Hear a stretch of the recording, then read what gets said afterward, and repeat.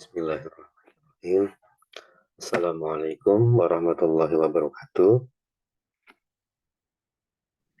Waalaikumsalam warahmatullahi wabarakatuh. Terima kasih Pak Syahrul Faiz. Selamat pagi Bapak-Bapak sekalian. Kita bertemu lagi pada mata kuliah multimedia. Mohon maaf suara saya agak aneh. Nah, untuk mempersingkat atau untuk mempercepat waktu, saya langsung share saja materi atau PowerPoint dari pertemuan kita kali ini.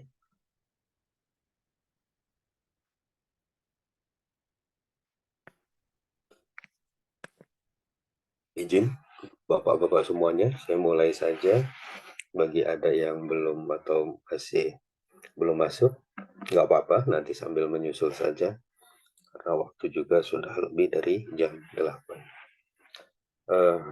Pada materi kali ini, kita akan membahas tentang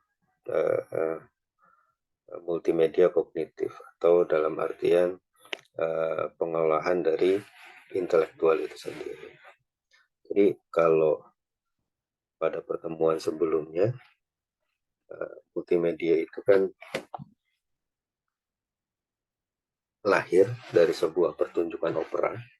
Jadi ketika berkembang sampai saat ini, dewasa ini, akhirnya diambil peran multimedia itu lebih banyak penggunaannya ke dalam dunia teknologi informasi. Atau bisa dibilang lebih ke teknologi desain.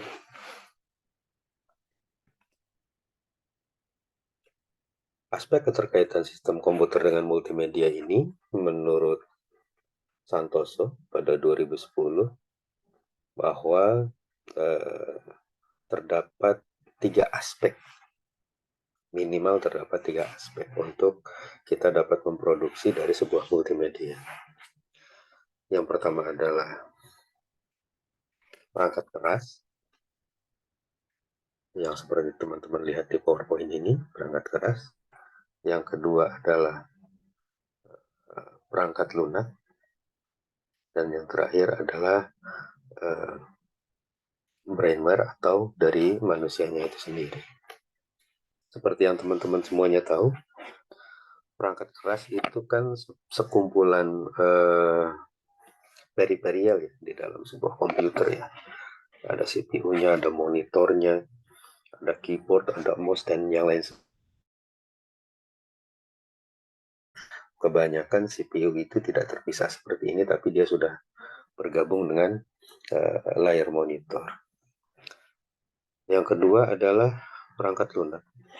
Perangkat lunak ini bisa dibilang sistem operasi seperti Windows, tambahan produk Apple, atau mungkin aplikasi web mobile atau itu sendiri, atau aplikasi desktop, ada penghitungan para akuntan segala macam. Itu adalah bagian dari perangkat lunak software, atau kalau dari produk multimedianya itu yang saat ini banyak digunakan oleh para desain itu seperti ya, Adobe InDesign atau produknya dari Adobe ya. Bahkan yang dulunya Macromedia Flash pun sekarang sudah menjadi Adobe Flash. Yang terakhir adalah pengguna atau pemrogram manusia ini adalah bisa dia itu user sebagai pengguna, bisa juga dia perancang dari multimedianya itu sendiri. Nah, ketiga aspek ini harus ada karena produk multimedia itu kebanyakan adalah bentuknya file ya atau software ya. Karena mungkin saat ini media cetak itu kecuali di jalan-jalan ya, kayaknya penggunaannya sudah mulai berkurang. Seperti buku-buku pun tidak segencar dulu. Kita mungkin dulu sering mendengar banget kalau beli buku di apa namanya Gramedia atau katakan Gunung segala macam gitu kan. Tapi sekarang mungkin antusiasnya sudah berkurang. Maksudnya kalau harus dibandingkan dengan yang dulu, antusiasnya itu sudah berkurang karena mungkin saat ini kita sebagai pelaku pencari informasi itu lebih mudah mendapatkannya dengan cepat ketika kita mengakses dari media sosial, baik itu bisa browsing, baik itu di Google, di YouTube dan yang lain sebagainya. Jadi akhirnya penggunaan dari seperti buku-buku atau media cetak, walaupun masih tetap ada gitu, tapi secara kuantitinya itu berkurang karena memang efek atau dampak dari perkembangan teknologi informasi itu sendiri. Selanjutnya adalah pemodelan sistem pengolah. Jadi di dalam membuat multimedia, tentu 3 konsep ini harus benar-benar ada dan dipertimbangkan oleh para perancang dari multimedia. Yang pertama adalah input, yang kedua adalah proses, dan yang terakhir adalah output.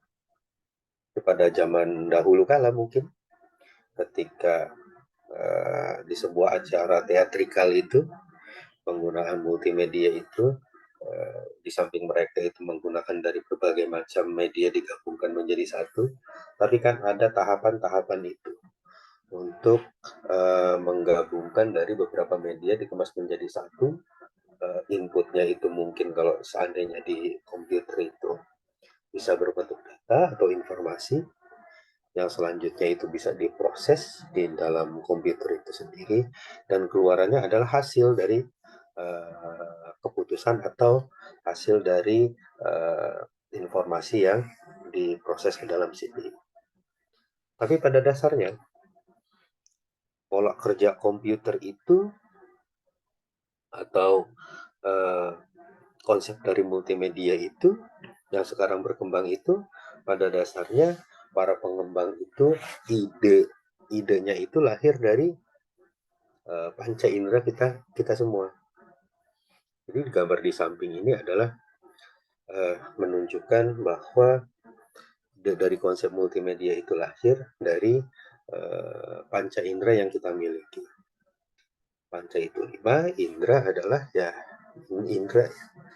Ada indera penglihatan seperti mata gitu, ada mungkin mulut atau mungkin lidah gitu yang digunakan untuk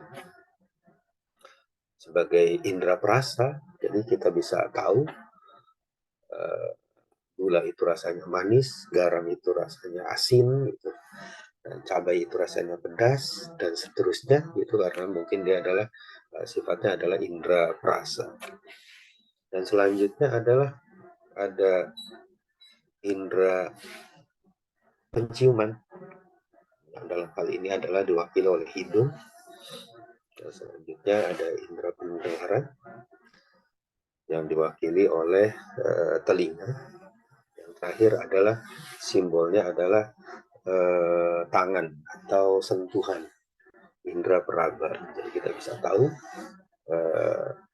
benda lunak atau benda keras itu menggunakan suatu rabaan. Jadi ketika di zaman dahulu itu ketika memang konsep ini diterapkan, inputnya itu mata itu bisa digunakan sebagai input. Jadi kelima indera ini bisa digunakan sebagai input dari sebuah data atau informasi. Yang selanjutnya data dan informasi itu diproses di dalam otak. Diproses di dalam otak dan selanjutnya otak akan melakukan tadi teori kognitif tadi.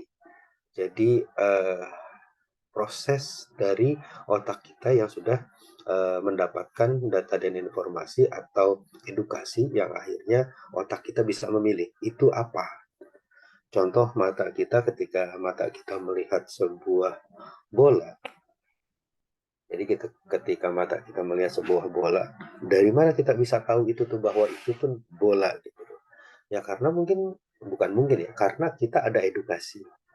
Sebelumnya kita sudah diberitahu bahwa yang bentuknya seperti lingkaran itu digunakan untuk aktivitas olahraga, itu namanya bola. Bisa informasi itu didapat dari orang tua, bisa juga didapat dari lingkungan sekitar, atau bisa juga didapat dari media seperti televisi, karena sekarang kan banyak ya. Nah, otak kita itu akan merekam itu. Jadi akhirnya ketika data itu masuk melalui mata dan itu adalah bola, secara otomatis otak kita akan merespon bahwa yang bentuknya seperti itu adalah bola. Itu adalah ciri-ciri dari awal berkembangnya multimedia melalui teori kognitif itu sendiri.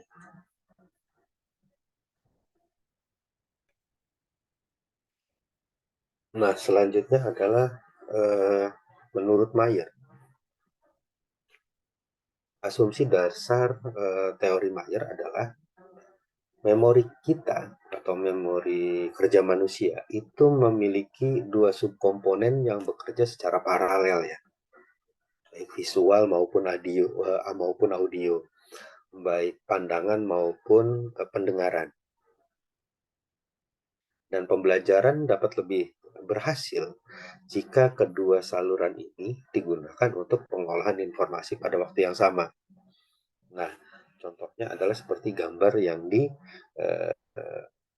oleh Mayer, seperti gambar yang di atas ini. Jadi, ketika manusia itu mendapatkan informasi yang berbentuk visual dan audio, kita itu akan secara dominan mengingatnya dalam jangka waktu yang lama. Memori kita mampu mengingat dengan baik gitu. Memori kita dapat mampu mengingat dengan jelas. Berbeda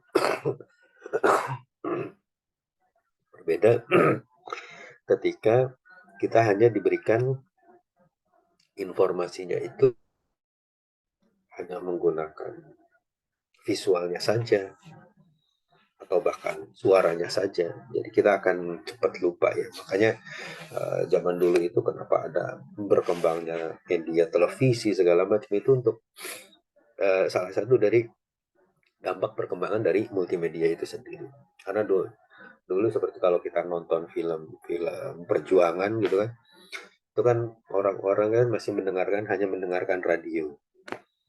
Tapi dengan konsep multimedia ini, penyajian dari sebuah informasi itu sudah dikemas menjadi digabungkan dengan visual. Maka muncullah media televisi seperti sekarang ini. Karena bagi kita, memori kerja manusia itu akan mudah mencerna data dan informasi ketika terdapat gerakan, ketika terdapat sesuatu visual dibarengi dengan suara.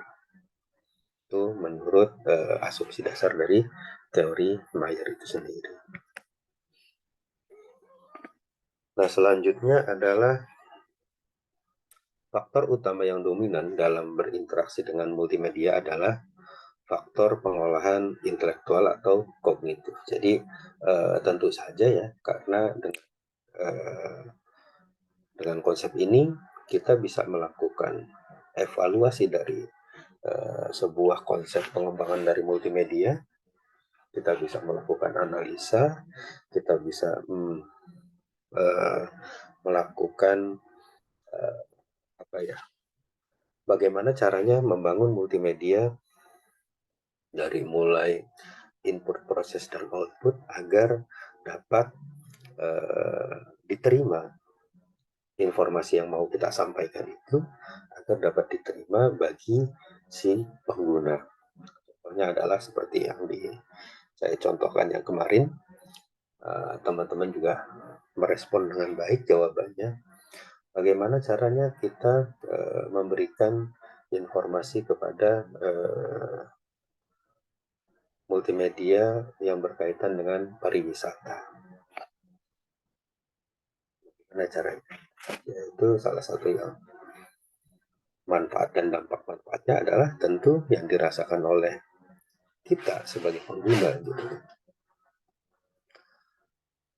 Kita bisa tahu dari informasi tersebut tanpa harus katakan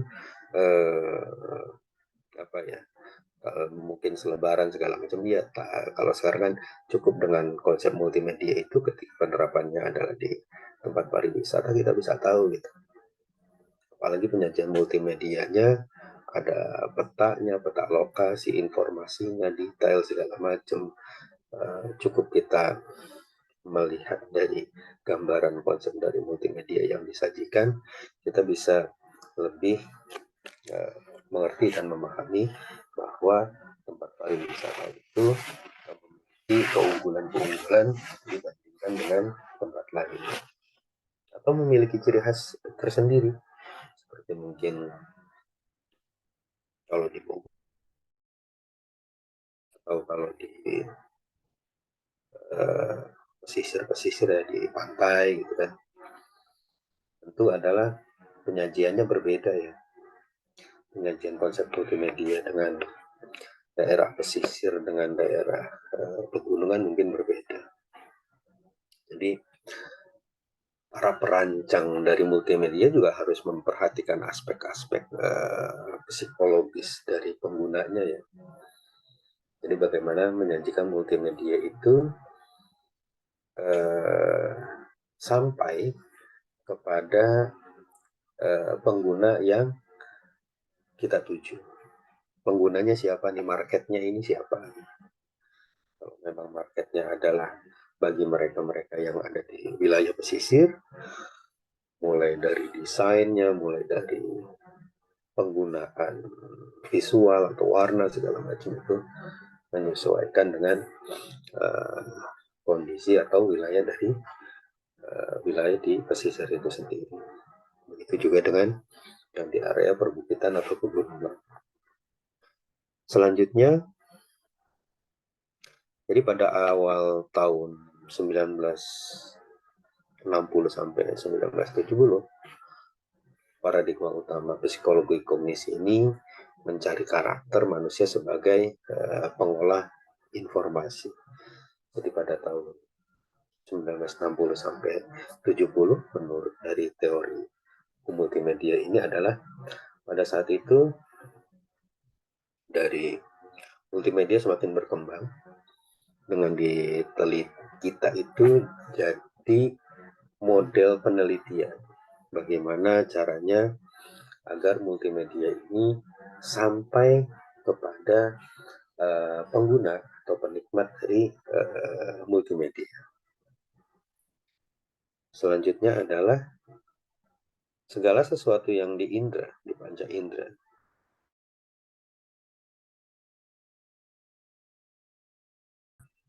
ya tentu ya. Jadi kelima panca indera tadi yang sudah disebutkan, ada mata, ada telinga, ada hidung, ada mulut, ada indera sentuhan atau tangan, itu merupakan sesuatu input ya, sesuatu input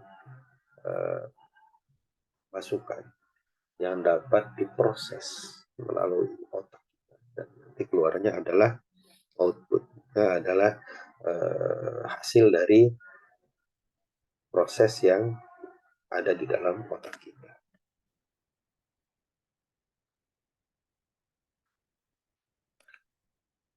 Selanjutnya adalah semua visualisasi yang diinterpretasikan ke dalam otak kita.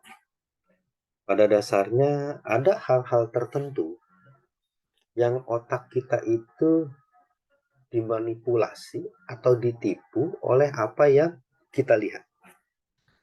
Contohnya adalah kalau mungkin teman-teman yang ada di pesisir gitu kan, ada di pesisir, ada yang di kejauhan gitu. Atau mungkin contohnya adalah ketika kalau teman-teman yang kemarin ada yang sempat mudik dan melewati jalan tol gitu kan. Kalau kita perhatikan ketika contohnya panas terik gitu di jalan tol gitu kan. Di kejauhan itu seolah-olah ada sebuah genangan air. Padahal itu adalah ilusi sebuah pantulan dari sebuah cahaya. Itu yang disebut adalah fata morgana. Jadi hal-hal seperti itu tuh mata kita juga dapat dimanipulasi oleh suatu objek atau benda yang mungkin otak kita oh ternyata bukan gitu. Yang tadinya kita kira air, oh ternyata dia bukan. Oh seperti gambar-gambar ya, seperti gambar-gambar eh, yang kita anggap gambar itu adalah gambar katakan gambar sebuah hiasan, oh ternyata bukan. Permainan dari seorang desainer. Banyak ya di Google segala macam ya terjadi hal seperti itu. Ilusi gambar. Selanjutnya adalah ide dasarnya adalah informasi masuk dan keluar dari pikiran manusia itu melalui sederet proses yang urut seperti ini. Ada 4 proses. Ketika kita mungkin nanti mau membangun sebuah grand design dari multimedia, dasarnya adalah 4 proses ini. Yang pertama adalah input, nanti akan dimasukkan ke dalam input. Yang selanjutnya adalah ada pembanding dari data dan informasi yang dimasukkan tadi. Setelah dibandingkan, kita akan memilih itu mana yang sesuai, dan terakhir adalah kita mengeksekusi dari pilihan itu yang keluarnya adalah sebuah output. Kalau kita contohkan atau kita analogikan 4 proses ini, misalkan inputannya itu ada 3 input. Contohnya seperti sekarang lah ya, yang sedang viral kan karena otak kita enak mencernanya ya, mampu menangkap. Contohnya adalah saat ini kan ada 3 kandidat calon presiden. Beliau-beliau ini yang nanti rencananya akan meneruskan atau akan menggantikan dari periode sebelumnya pada tahun 2024. Ketika calon presiden ini dijadikan sebuah data atau masukan ke dalam ENCODE, otak kita akan membandingkan dari ketiga kandidat ini, mana yang menurut pribadi kita, bukan pribadi orang lain ya, mana yang menurut pribadi kita lebih sesuai dengan apa yang menurut kita baik, menurut kita cocok, menurut kita pantas. Atau ada kriteria yang menurut kita untuk jadi presiden itu seperti ini. Kriteria individu ya, masing-masing ya. Karena biasanya setiap individu dengan individu lainnya kan berbeda ya. Nah, dari pembanding itu, selanjutnya dia itu setelah dibandingkan lalu akan masuk ke dalam tahap proses pemilihan. Setelah dibandingkan ketiga calon ini, nanti otak kita secara naluri akan memilih. Apakah pilihannya itu A, B, atau C. Ketika sudah terjadi pilihan, contoh pilihannya adalah katakan B gitu. Nah, selanjutnya otak kita akan mengeksekusi dan mengeluarkan outputnya adalah bahwa dari ketiga kandidat informasi data dan informasi yang diberikan, calon pemimpin masa depan Indonesia jatuh pilihannya kepada B. Itu versi diri kita masing-masing atau alur proses yang terjadi di otak kita itu seperti itu.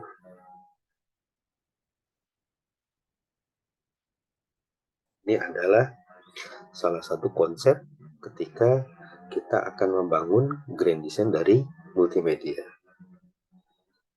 Atau contohnya adalah ketika mungkin teman-teman akan membangun sebuah konsep multimedia pembelajaran. Sama ya, harus ada inputnya segala macam, inputnya ini berapa topik pembelajaran.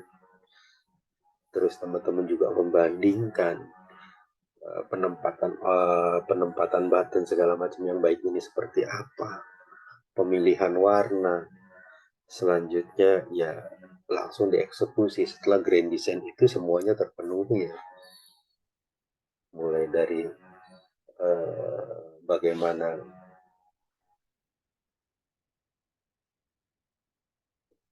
data dan informasi itu tersaji dengan baik kepada pengguna, dan seterusnya dan seterusnya. Selanjutnya adalah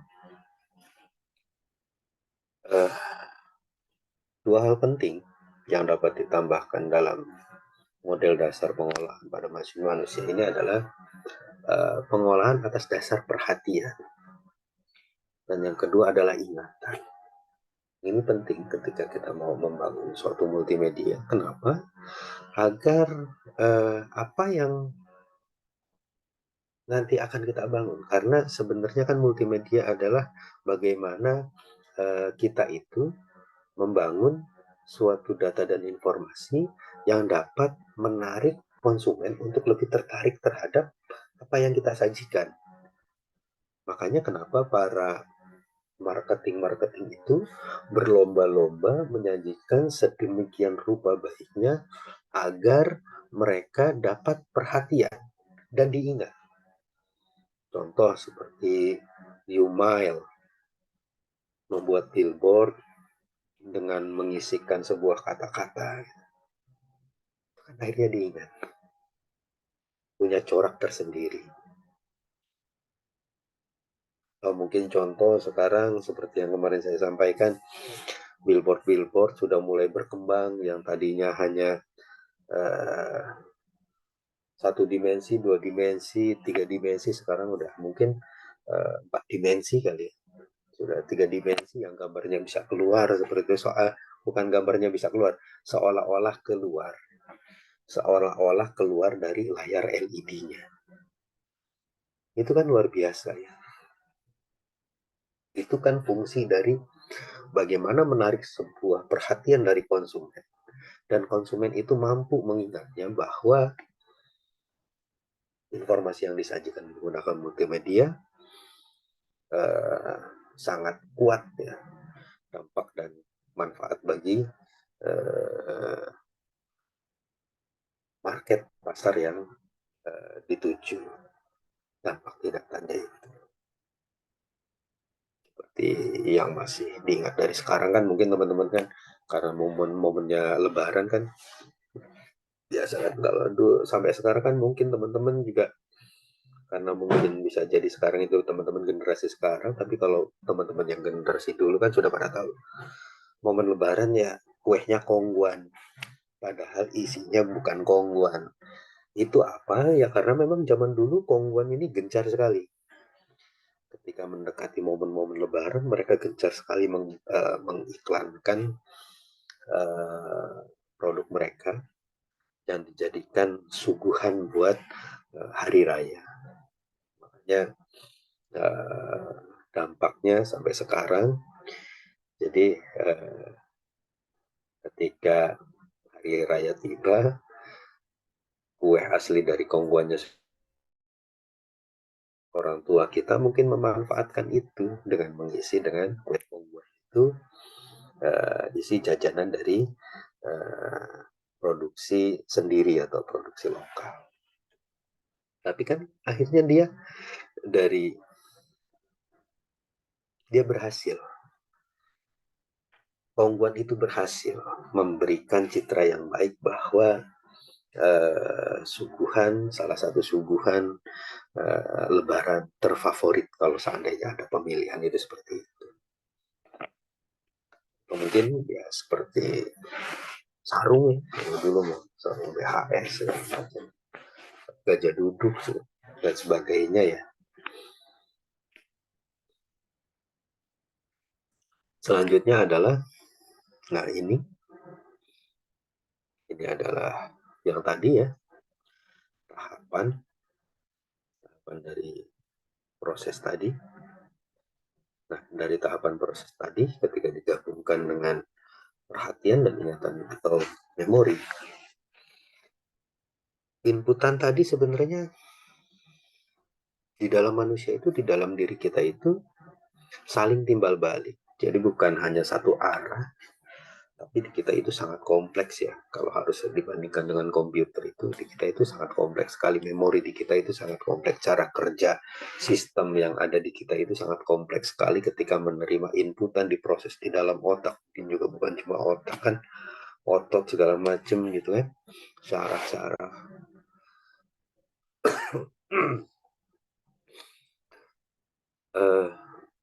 Ketika terjadi pembandingan, di situ juga timbal balik dengan perhatian, terus juga direkam ke dalam memori. Ini adalah salah satu cara kerja sistem dari pengolahan kita sebagai manusia. Bagaimana caranya agar penyajian dari multimedia itu ya efektif ya. Si pembuatnya juga mungkin merasa jadi lebih efektif. Target pasarnya itu siapa, bagaimana cara membuatnya, bagaimana cara mengkonsepnya, dan ke depan bisa dilakukan evaluasi, perbaikan atas apa yang dibangun olehnya, dan target dari user penggunanya juga dia akan merasa, oh iya ini berbeda, multimedia ini berbeda, penyajiannya berbeda.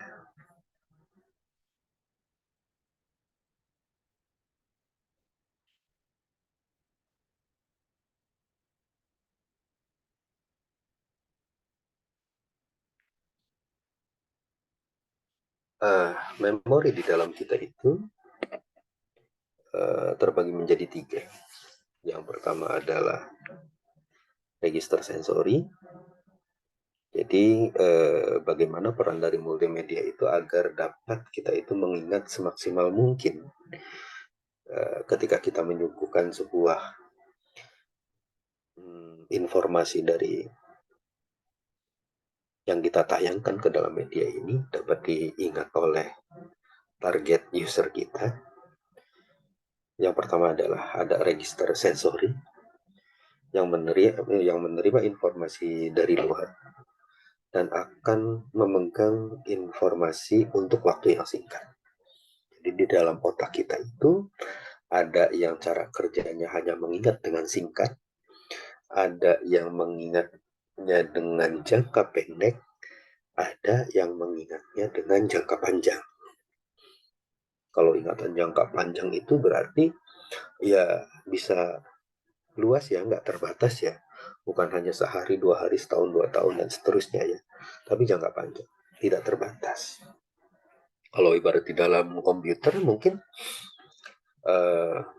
register sensori itu bisa diibaratkan sebagai ROM. Kalau jangka pendek mungkin RAM, kalau yang terakhir adalah jangka panjang adalah hard disk. Jadi di dalam hard disk kan ya nggak terbatas waktu. Kita mau menyimpan data dan informasi itu sampai kapanpun ya tergantung kita. Ketika kita tidak menghapusnya ya data itu kan masih ada data. Ataupun ketika hard disknya nggak rusak kan berarti data masih ada. Dan bahkan sekalipun rusak sekarang kan banyak ya. Banyak jasa-jasa yang siap memperbaiki atau mengembalikan bagi datanya yang terkena virus atau rusak. Nah, register sensori ini kalau kita, atau memori jangka pendek ini kalau kita bisa melihat gambar di bawah ini ya, ya kita mungkin mengingat bahwa ini adalah permainan dari sebuah yang kemarin lagi ngetren, adalah permainan dari lato-lato. Tapi kan ya sudah, gitu. Itu sudah berlalu, itu sudah tidak diingat lagi. Atau seperti gambar yang kedua, mungkin kalau teman-teman pernah mengingat di masanya, atau mungkin di masa saya kali ya, ini adalah digadang-gadang, bukan digadang, Kalau dulu adalah beliau ini adalah seseorang yang memang terkena petir, dan dari hasil petirnya itu konon eh, beliau tidak hangus atau meninggal, dan apa ya, bekasnya itu ada batunya. Makanya beliau ini bisa menyembuhkan dengan cara mencelupkan batu hasil hasil yang dia temukan di petir itu, sehingga dapat menyembuhkan orang. Ya, beliau adalah namanya Ponari ya, betul sekali. Beliau adalah namanya Ponari. Tapi kan itu masanya sudah lewat. Kita sudah, mungkin sebagian orang atau sudah kesulitan untuk mengingatnya lagi. Padahal kalau di masanya tentu beliau ini kan sangat terkenal ya. Bahkan dari berbagai daerah itu konon eh, rela mengantri untuk dibantu kesembuhannya melalui beliau. Kalau seandainya memori jangka panjang ini contohnya apa? Memori jangka panjang ini kurang lebih kalau contohnya itu seperti kita mengingat seterusnya, itu kayak kita mengingat ya orang tua kita kan. Kita mengingat nama orang tua kita mengingat nama kita mengingat tanggal lahir, tempat lahir gitu. Kita ingat itu semua. Atau kejadian-kejadian yang memang sesuatu yang berdampak terhadap diri kita. Itu biasanya kita akan mengingat kejadian itu dalam waktu yang sangat panjang. Bisa sebuah perbuatan, bisa sebuah ucapan mungkin kan. Bisa sebuah kejadian yang sangat berkesan gitu. Ya, dan sebagainya dan sebagainya. Jadi otak kita itu mampu menyimpan sebuah kenangan, sebuah informasi yang sangat panjang ketika informasi itu, data itu, kejadian itu berdampak terhadap kita. Kalau tidak berdampak itu kan ya kita sendiri pun lupa gitu. Contoh ya, kita kenal sama rekan kita gitu, atau kita punya mantan gitu, dulu inget hari ulang tahunnya gitu. Tapi kan ketika memang sudah tidak lagi berdampak sama kita, ya betul sih sebenarnya ada sebagian yang ingat, tapi kan kebanyakan ya sudah lah, sudah melupakan ya kan. Ketika sudah tidak berdampak ya sudah, kita sudah tidak merayakannya lagi bersama kan, ya udah ngapain diingat. Itu adalah ketiga konsep atau memori yang ada di otak kita. Nah, ini adalah suatu dari rangkaian prosesnya. Jadi ketika inputannya itu masuk ke dalam sensory memory, selanjutnya akan dikirimkan ke penyimpanan sementara. Penyimpanan sementara ini nanti dia akan di-encode. Dia akan terus disimpan, atau dia akan dibalikan lagi, dia akan dihapus, atau dia akan kalau tadi kan dia move on atau gimana ya, tergantung kita itu sendiri. Sama perlakuannya, karena contoh kayak kalau seandainya perlakuan di komputer itu kan sama. Jadi ketika mungkin kita menghapus suatu file, ya karena kita anggap, taruhlah file itu sudah tidak kita gunakan lagi. Komputer bisa melakukan itu, komputer dirancang seperti itu karena memang komputer itu pun secara proses adalah meniru apa yang dilakukan oleh kita manusia. Input, proses, output.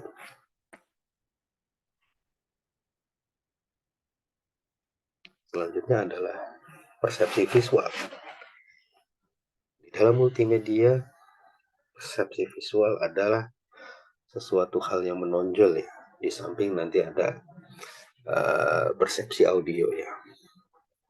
Jadi persepsi visual ini, mata ini khususnya, tampilan, digunakan untuk menghasilkan persepsi yang terorganisir. Apa saja? Yang pertama adalah gerakan. kita bisa merespon sebuah gerakan, mata kita juga bisa merespon sebuah ukuran, bentuk atau pola, terus jaraknya berapa jauh, seberapa dekat, gitu. Terus posisi relatif, terstruktur atau tidak, serta memiliki warna apa. Kalau diilustrasikan seperti gambar yang di samping ini, ketika mata kita melihat sesuatu benda atau objek, otak kita itu akan merespon. Dan dari objek yang kita lihat ini, mata kita ini akan merespon. Otak kita ini akan merespon secara intelektual, secara kognitif. Dari edukasi yang kita dapatkan, kita akan merespon bahwa ini adalah kucing. Bisa jadi ketika memang salah edukasi gitu kan, ketika salah edukasi ya kita bukan menyebutnya kucing, atau bahkan ada yang edukasinya salah menyebutkan bahwa itu adalah katakan badak gitu kan, ya bisa jadi dia akan menyebutnya badak. Makanya di setiap daerah itu kadang berbeda-beda penyebutannya, seperti antara Sunda dan Jawa, antara pisang dan pepaya pun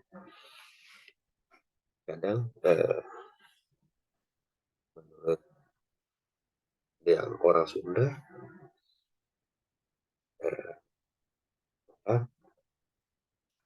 pisang dan pepaya ini kadang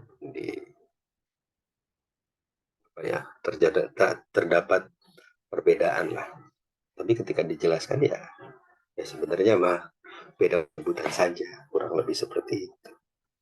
Jadi mata kita ini akan merespon bahwa itu adalah kucing, katakan ukurannya adalah kecil, bentuknya itu mereka memiliki telinga yang lumayan sedikit tinggi dari kepala, dan ada kumisnya, memiliki kaki 4 dan berekor.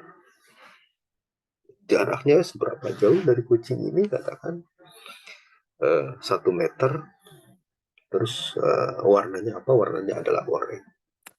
Dari mana kita tahu ini? Ya kita tahu dari teori kognitif tadi, ya, teori edukasi yang otak kita bisa merekam tadi. Jadi sejak kecil otak kita itu dilatih, khususnya oleh orang tua kita, diajari oleh orang tua kita untuk penyebutan nama, untuk penyebutan sesuatu, untuk menyampaikan sesuatu.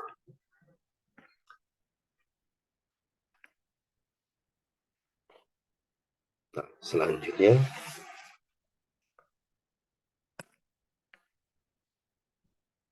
dari persepsi visual ini, kalau diibaratkan lebih detail lagi, syukur-syukur bagi teman-teman IPA itu biasanya lebih detail memahami dari kornea sebuah mata. Jadi ketika ada cahaya masuk ke dalam mata kita,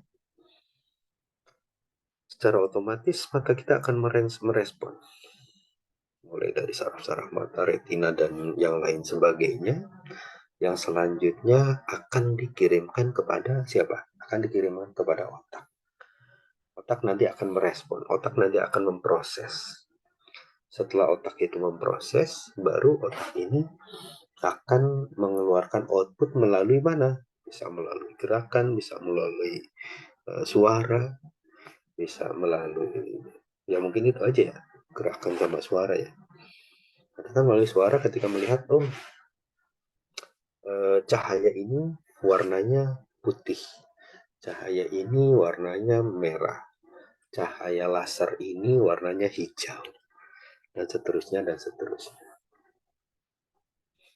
Jadi akan tetapi dari persepsi mata ini, persepsi visual mata ini, seperti yang disampaikan di awal, mata kita juga bisa terilusi ya. Kalau seperti sama pesulap itu seperti terilusi atau seperti dibohongi. Makanya keluarlah konsep Ponzo illusion. Jadi konsep Ponzo illusion ini kalau kita perhatikan dari gambar ini, seolah-olah gambar di samping ini itu lebih panjang dari gambar yang berada di sebelah kanannya. Tapi kalau seandainya kita perhatikan garis putus-putus ini dan garis biru ini disejajarkan, pada dasarnya ini adalah sama. Panjangnya, segala macam, itu sama. Ini adalah ilusi yang membuat mata kita tertipu atau terhalusinasi. Bukan terhalusinasi ya, kalau bahasa di film Naruto itu tergenjutsu gitu kan. Atau untuk lebih, kalau melihat tampilan ini kurang, lah sama aja pak gitu kan, kita bisa gak lihat gambar di sampingnya. Kalau kita lihat gambar di samping ini kan dia panjangnya sama ya, tapi seolah-olah gambar yang lebih panjang itu yang sebelah sini. Kenapa? Karena dia sudut ini atau bentuknya ini lebih ke kurung buka, sedangkan yang di bawahnya adalah kurung tutup. Jadi seolah-olah tampilan ini adalah lebih kecil, yang di bawah ini lebih kecil atau dibanding ukuran yang di atasnya, yang kita lihat seolah-olah dia lebih panjang, padahal sama, kurang lebih sama. Itu adalah perspektif visual dari Punjo Illusion. Atau bahkan ketika contohnya teman-teman sekarang kan banyak ya, kayak ilusi-ilusi yang kemarin di berita itu rame, rumah ilusi, atau bahkan yang itu tuh, yang Rubik tuh. Jadi kalau saya pernah nonton itu, jadi seolah-olah itu adalah bentuk Rubik, tapi padahal itu adalah sebuah kertas yang didesain sedemikian rupa, jadi seolah-olah menyerupai benda Rubik, tapi padahal gambar yang hanya dibuat kertas yang dilekung-lekungkan seperti origami gitu. Tapi itu mirip sekali kalau kita lihatnya sekilas. Tapi kalau kita perhatikan detail, baru dia kelihatan. Oh, ini ternyata hanya Ponzo Illusion.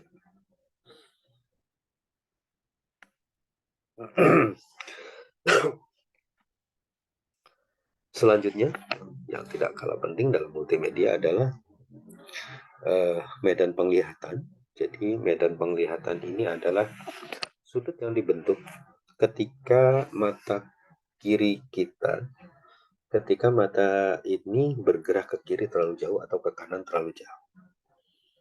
Jadi ada 4 pembagiannya. Yang pertama namanya binoluer. Jadi kalau binoluer ini kedua bola mata kita itu mampu melihat objek dalam keadaan yang sama. Maksudnya adalah dia melihat dalam posisi lurus. Kedua bola mata kita itu melihat posisi yang lurus. Itu disebut dengan binoluer. Yang selanjutnya adalah wilayah terjauh yang dapat dilihat oleh mata kiri ketika mata kiri kita digerakkan ke sudut paling kiri, atau juga disebut dengan monokuler kiri. Contoh, kita melihat ke kiri, kedua bola mata kita itu melihat ke kiri dua-duanya, itu disebut monokuler kiri. Begitu juga sebaliknya, disebut monokuler kanan ketika kedua bola mata kita melihat ke sebelah kanan. Dan yang terakhir adalah wilayah buta. Wilayah buta itu wilayah mana? Wilayah yang tidak dapat kita lihat. Wilayah mana yang tidak dapat kita lihat? Tentu ya wilayah belakang kita. Wilayah belakang kita itu ya tidak bisa kita lihat ya. Karena apa? Ya kalau untuk melihat belakangan otomatis kita harus menoleh. Baru kita bisa melihat wilayah belakang kita. Nah, dari keempat tadi, sudut penglihatan atau disebut dengan visual angle, didefinisikan sebagai sudut yang terjadi saat mata kita melihat objek yang di hadapannya secara vertikal. Seperti ini.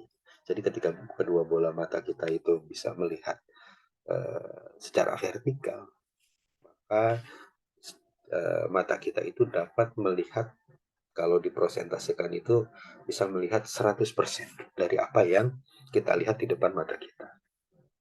Yang selanjutnya adalah ketajaman dari penglihatan ya.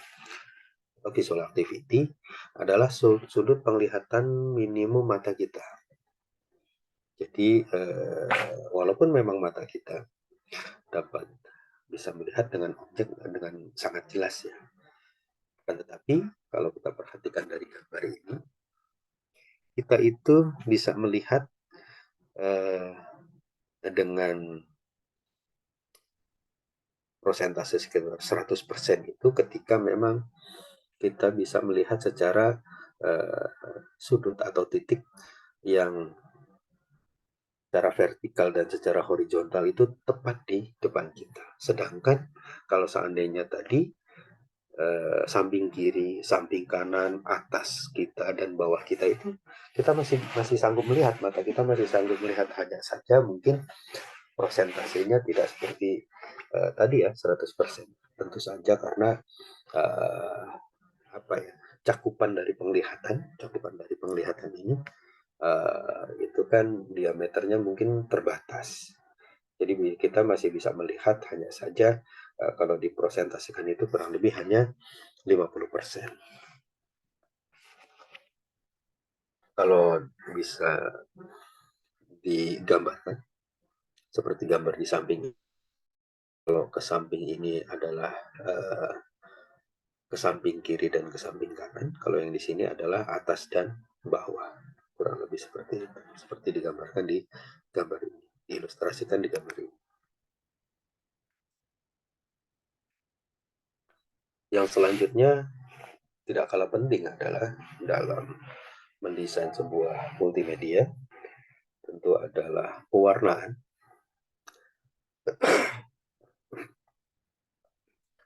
Ketajaman pandangan adalah kemampuan untuk merepresentasikan sangat baik ya, dengan keterbatasan pandangan yang dapat dilihat oleh mata, untuk memberikan gambaran objek yang dipandang dengan jelas dan detail. Itu adalah ketajaman dari sebuah pandangan. Ketajaman pandangan ini dipengaruhi oleh apa? Dipengaruhi oleh kecerahan warna yang masuk ke dalam mata kita, atau dipengaruhi oleh luminasi atau kejelasan, tidak kabur gitu. Ketika kita melihat suatu benda atau suatu objek, tidak kabur. Kalau teman-teman kadang naik motor kan menggunakan helm, jadi lumen ketika hujan kan itu biasanya pandangan mata kita semakin tidak jelas.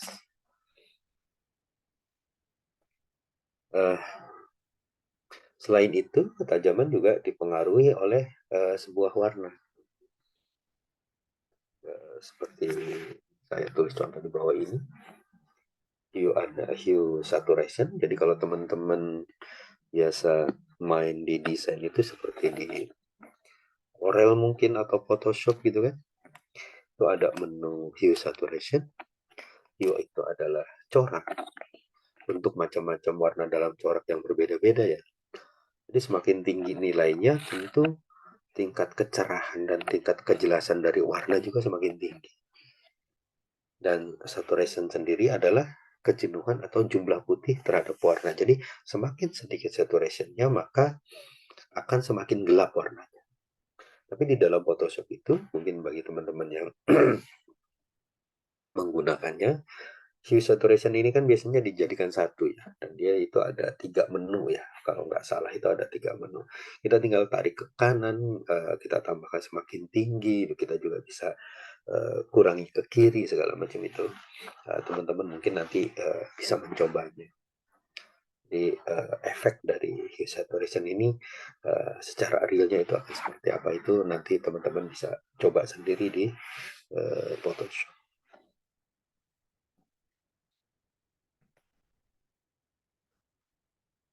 Aspek psikologis terhadap warna juga ini juga penting bagi siapa, bagi perancang dan bagi para penikmat atau target sasaran dari multimedia itu sendiri.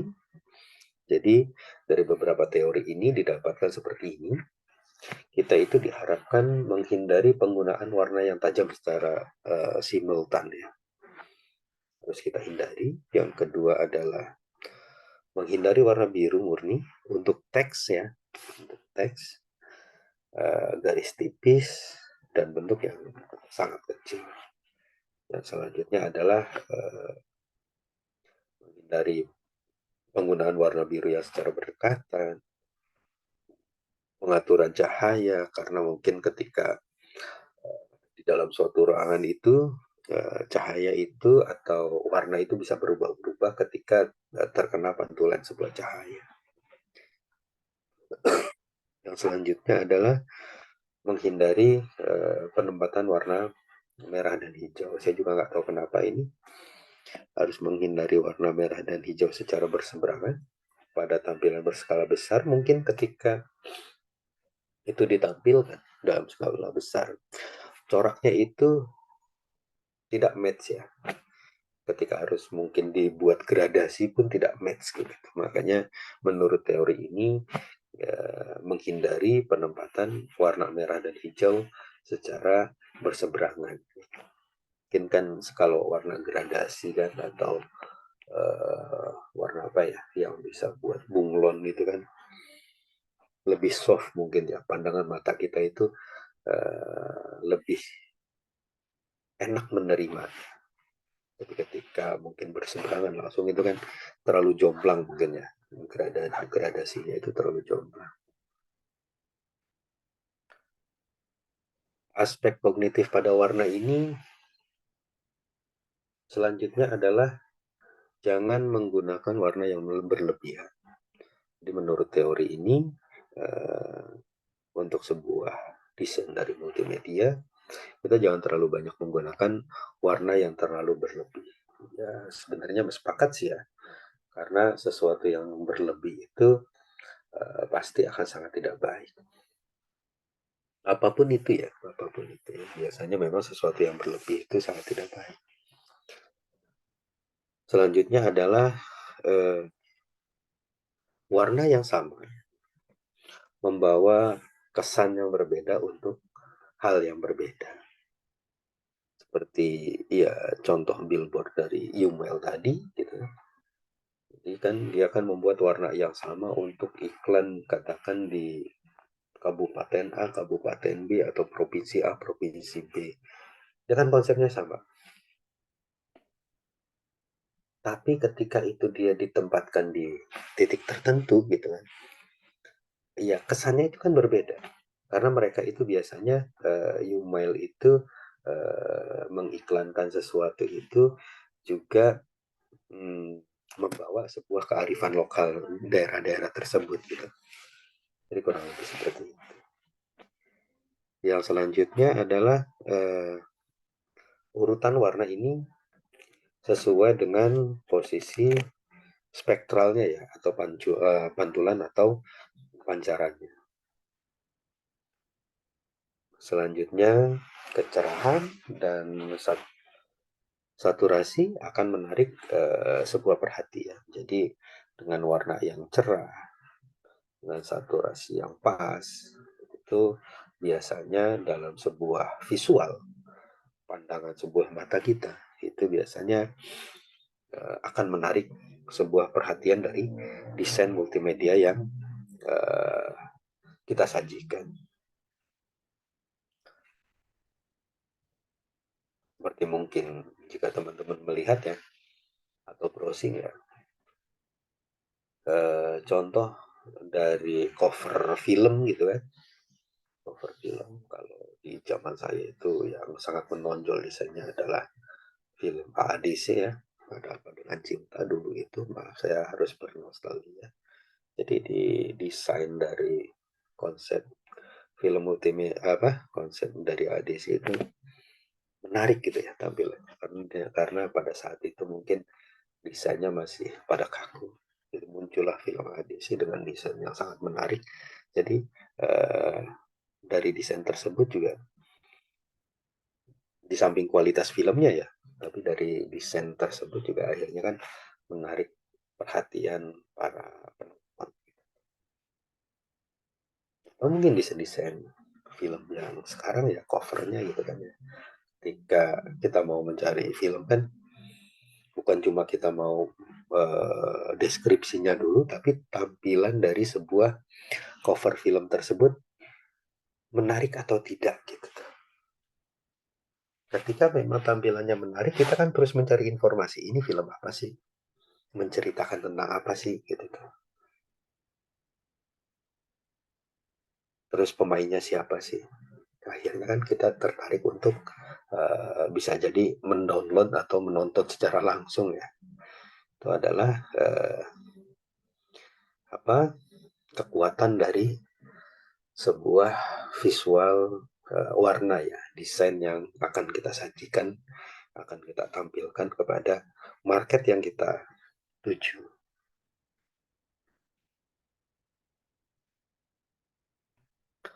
Nah, ini adalah aspek kognitif pada sebuah warna. Jadi di warna itu ada 3 warna seperti ini. Ada primary color, ada secondary color, dan ada tertiary color.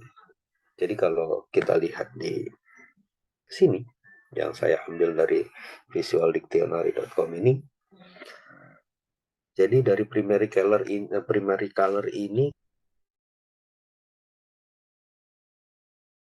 contoh merah dan kuning, maka dia akan menghasilkan warna orange.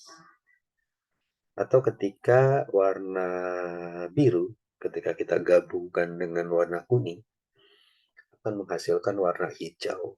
Begitu juga warna merah digabungkan dengan biru, itu akan menghasilkan warna seperti pada waktu kecil mungkin ya, yang bagi mengalami gitu. Waktu kecil suka penasaran gitu, menggabung-gabungkan warna, hasilnya akan seperti apa gitu kan. Masih mengingat kombinasi percampuran dari sebuah warna, hasilnya akan seperti apa gitu kan. Nah, selanjutnya di dalam kalau kita lihat lingkaran ini adalah hasil penggabungan dari primary color dan secondary color. Hasilnya adalah apa? Hasilnya adalah kalau yang biasa kita bilang ya ini adalah hijau lumut gitu kan. Hijau lumut. Kalau di sini ya yellow green, kalau bahasa Inggris kan yellow green, atau mungkin ya adalah biru laut, kalau di sini kan violet blue. Pada dasarnya sih sama aja, bagaimana penyebutannya saja gitu. Ada orange, red orange segala macam seperti itu adalah aspek kognitif dari sebuah warna yang bisa kita manfaatkan ke dalam konsep tampilan sebuah desain.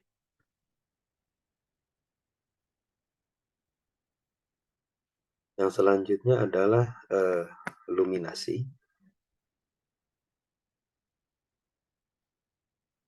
Jadi semakin besar luminasi suatu objek, maka dia akan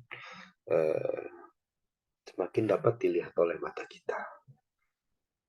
Jadi ketika objek itu semakin besar, tentu saja kita bisa melihat secara detail.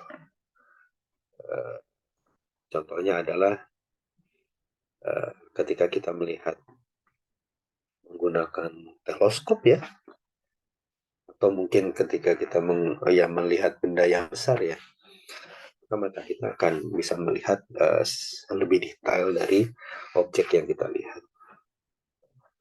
Semakin besar luminasi, maka diameter anak pupil mata kita akan semakin mengecil, sehingga intensitas cahaya dari yang diterima retina tidak terlalu besar dan akan meningkatkan fokus pandangan kita terhadap objeknya.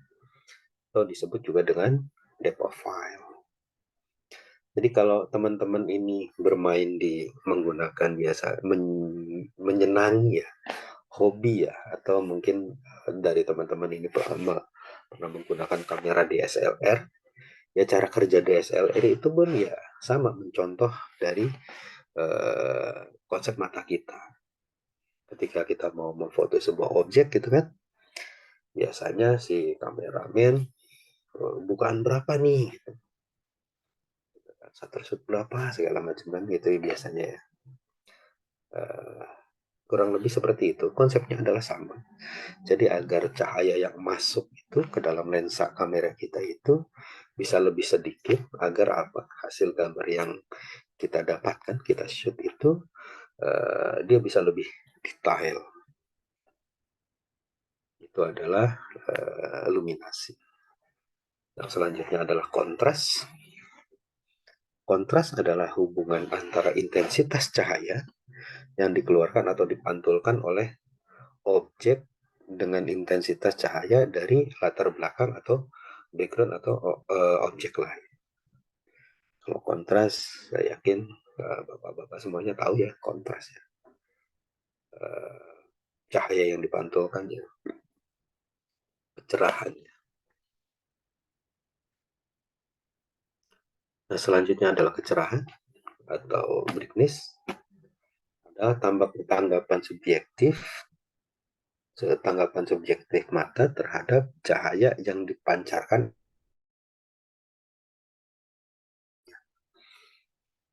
Kalau ini adalah contohnya seperti kita memantulkan cahaya lampu atau kita memantulkan cahaya matahari menggunakan kaca ya. Kurang lebih seperti itu. Jadi akan silau di mata kita. Yang selanjutnya adalah tidak ada arti khusus dari tingkat kecerahan seperti pada luminasi, sehingga nilai kecerahan suatu objek tidak dapat diukur ya, tidak mempunyai satuan atau bersifat kualitatif subjektif. Selanjutnya secara umum luminasi yang tinggi berimplikasi pada kecerahan yang tinggi pula. Jadi ketika luminasinya itu tinggi ya, tentu kecerahan dari sebuah cahaya itu atau objek itu akan tinggi pula. Nah, ini adalah yang terakhir, konseptual dari sebuah cahaya. Jadi karena pencahayaan ini juga bagian penting, direpresentasikan menggunakan 3 simbol ini, RGB. Seperti yang teman-teman tahu, R itu adalah red, G adalah green atau hijau, dan B adalah blue. Ketika kedua gambar ini digabung menjadi satu, red dan blue tentu akan menghasilkan warna pink, sedangkan red dan green ketika disatukan dia akan menjadi warna kuning, dan selanjutnya yang di tengah itu ketika digabungkan antara kuning dan pink akan menghasilkan warna putih, dan yang terakhir adalah hijau dan biru akan menghasilkan warna toska. Akan tetapi bagi teman-teman yang memang nanti berkecimpung di desain, itu memang diharapkan jangan sampai nanti polanya itu baiknya adalah menggunakan kode-kode warna seperti ini. Karena biasanya ketika tidak menggunakan kode warna itu hasil pencetakannya itu biasanya berubah. Saya sharing pengalaman saja ya. Jadi ketika saya mendesain sesuatu, mendesain sebuah banner saat itu, saya ditanya sama orang percetakannya, Pak, ini kode warnanya berapa? Berhubung saya hanya saya belum mengerti saat itu bahwa kode warna itu penting, ya saya bilang warna biru Pak, biru muda. Iya, biru muda. Kodenya berapa? Waduh, saya kurang tahu Pak, saya bilang gitu. saya diinformasikan lagi, Pak, ini harus pakai kode agar nanti hasil pencetakannya itu sesuai dengan apa yang diinginkan. Dan benar saja ketika saya bilang, nggak apa-apa Pak, cetak saja. Hasilnya itu berbeda seperti apa yang saya bayangkan gitu ya. Jadi makanya teman-teman desain itu biasanya, apalagi teman-teman yang ada di percetakan itu, mereka itu akan lebih nyaman ketika eh, si siapa ya, konsumen itu bisa tahu atau memberikan, Pak, saya menggunakan kode warna ini ya. Seperti black itu di representasikan dalam bit warnanya itu 0000, dan putih itu 255, 255, 255 dan seterusnya gitu kan. Dan begitu juga warna-warna yang lain. Itu pembahasan dari materi pertemuan ini. Apa ada yang disampaikan Bapak Ibu sekalian? Bapak-bapak semua atau ada ibu-ibunya?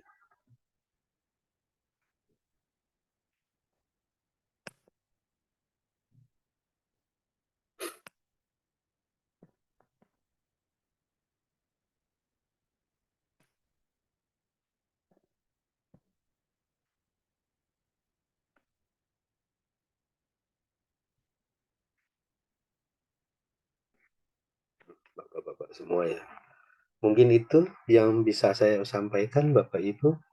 Jika ada pertanyaan, masukan, ataupun apapun itu yang perlu disampaikan kepada saya gitu, monggo sampaikan saja. Jika ada yang bisa saya jawab, akan saya jawab. Jika ada hal yang mungkin belum bisa jawab saat saya jawab saat ini, mungkin dengan kaitannya dengan apapun, mungkin akan ketika keterlibatan dengan akademik nanti juga saya akan sampaikan ke akademik. Apapun itu, jika ada pertanyaan monggo. Kalau nggak ada pertanyaan, mungkin materi pertemuan ini sampai slide di 24.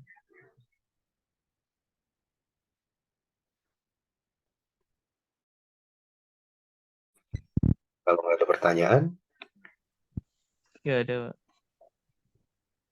monggo, cukup ya. Sebelumnya saya mohon maaf ya, saya jarang masuk karena memang sebenarnya saya masih rutin kontrol Bapak Ibu. Saya mohon maaf banget. Saya masih rutin kontrol ke rumah sakit. Jadi mohon maaf. Terima kasih atas waktunya. Saya sudah absen, saya sudah capture. Jadi saya tidak perlu sebutkan satu-satu lagi. Baik, Pak. Terima kasih atas waktunya. Saya akhiri dengan ucapan alhamdulillahirrabbilalamin. Semoga materi belajar dan mengajar ini bermanfaat bagi kita semua. Billahi taufik wal hidayah. Wassalamualaikum warahmatullahi wabarakatuh. Waalaikumsalam warahmatullahi wabarakatuh. Terima kasih, Pak. Terima kasih, Pak.